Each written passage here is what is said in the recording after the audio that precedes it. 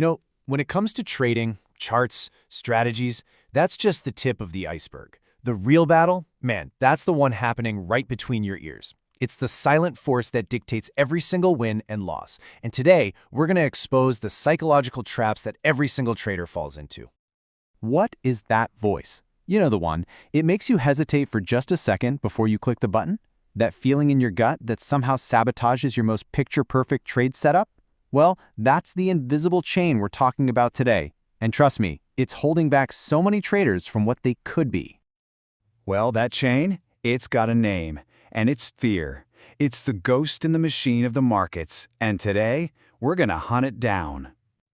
All right, so let's start with the big one, the most primal fear there is, the fear of loss.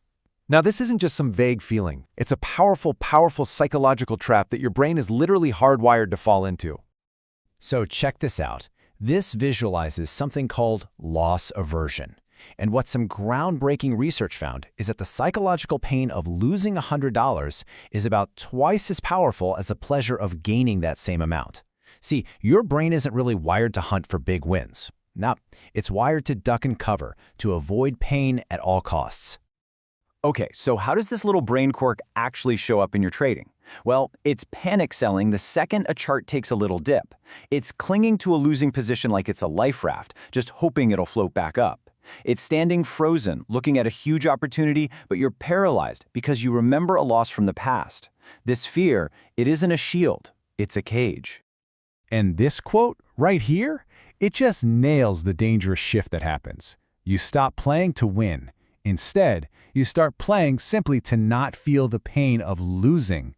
But that defensive crouch, ironically, is what guarantees you're going to lose bigger in the long run. So, what's the move? How do you fight back against your own brain? You take emotion out of the equation with a system. Before you even think about entering a trade, you define your exit points, both for taking profit and for cutting a loss. You make the decisions when you're thinking clearly and logically, not when you're in the heat of the moment, feeling emotional. This way, your plan is in charge, not your panic. And that idea of having a system, well, it leads us right into our second major fear, the paralysis of uncertainty. This is that little voice inside your head that whispers, hey, the safest move is to just not move at all. Come on, we've all been there, right? Endlessly scrolling, looking for just one more piece of confirmation, one more bit of data, replaying every single bad outcome in your head. You might call it doing your research, but what it really is, it's paralysis. And it's driven by the search for some kind of guarantee that, let's be honest, just doesn't exist.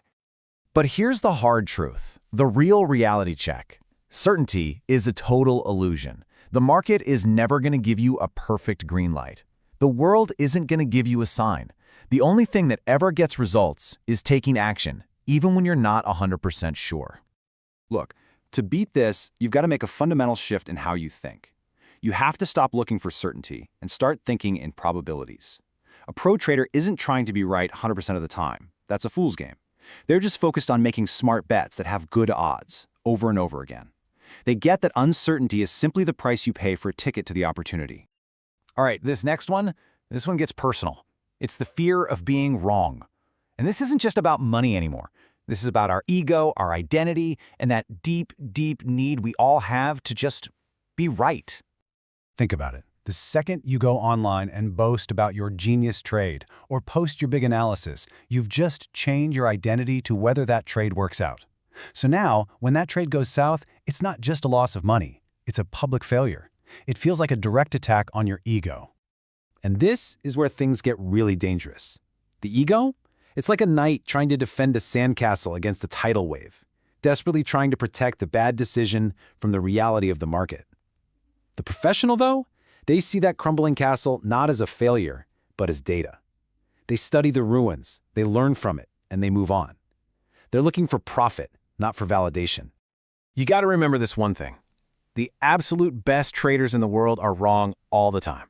Their real edge is that they admit they're wrong and get out faster than anybody else. Being wrong isn't what costs you. Staying wrong is what will wipe you out. Okay, our last fear, it's a ghost. It's the fear of a repeat event, where the trauma from a really bad loss in the past just haunts every single decision you try to make today.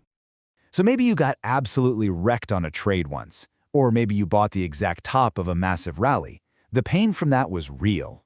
And now there's this one question that just echoes in your mind whenever a new opportunity pops up, freezing you right in your tracks. But what if it happens again? I mean, this is just a basic survival instinct, right? Your brain flags that type of trade setup with a giant warning sign for pain, and it tries to steer you toward the safety of doing nothing. But in the world of investing, the sidelines aren't safe. That's the place where opportunity goes to die, and it's where your portfolio just slowly bleeds out. So how do you get rid of these ghosts? You don't try to ignore the pain, you systemize the lesson from it.